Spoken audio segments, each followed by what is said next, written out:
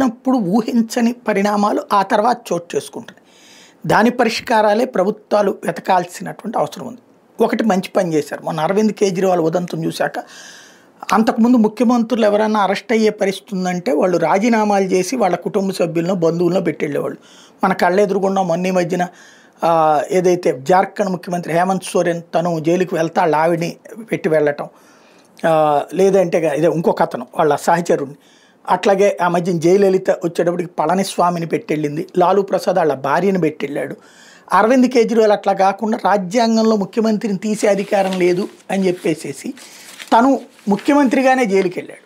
అప్పుడు రాజ్యాంగానికి సంబంధించిన లోపం అర్థమయ్యి ఇప్పుడు కేంద్ర ప్రభుత్వం ప్రధానమంత్రితో సహా ఎవరైనా సరే జైల్లో నెల రోజులు ఉంటే పదవి నుంచి తొలగించడం అనేది పెట్టింది. అట్లాగే ఇప్పుడు దీనికి కూడా తేల్చాలి.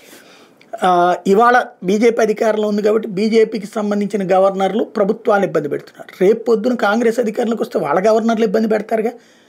ఎందుకంటే అక్కడేం వాళ్ళు నిష్పాక్షికంగా పనిచేయట్లేదు.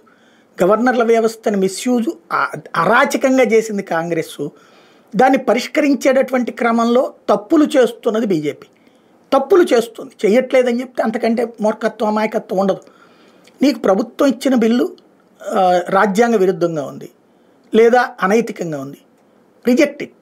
రెండోసారి పంపిస్తే గవర్నర్ దగ్గరికి ఓకే చేయాలి, లేదు రాష్ట్రపతి దగ్గరికి పంపించాలి. రాష్ట్రపతి దగ్గరికి ఒక నిర్ణీత సమయం పెట్టుకో, 2 నెలలు 3 నెలలు. రాజ్యాంగ నిపుణులతో మాట్లాడమని చెప్పు. Maximum 6 months enough. ఆ తర్వాత అంగీకరించు లేదా తిరస్కరించు కూడా. అప్పుడు వాళ్ళు కోర్టులో తేల్చుకుంటారు. అట్లా కాకుండా వీళ్ళ వ్యవహారాలు జోక్యం చేసుకోవడానికి వీలు లేదు అన్నటువంటిది సుప్రీంకోర్టు చెప్పి సుప్రీంకోర్టు నేను అదే అడిగింది. ఓకే ఏంటి మరి అప్పుడు ఎట్లా ఆ బిల్లుల పరిస్థితి? ఎందుకంటే డెమోక్రసీలో ఈ ప్రజల చేత ఎన్నికైనటువంటి సభలకు ఉంది. దానికి ఇప్పుడు సమాధానం చెప్పాల్సిన బాధ్యత కేంద్ర ప్రభుత్వం మీద ఉంది. కేంద్ర ప్రభుత్వం ఆ గడువు ఏదో ఇచ్చింది, ఇంతకుముందే ఇచ్చింది యాక్చువల్గా అయితే 3 నెలల్లో అన్నటువంటిది.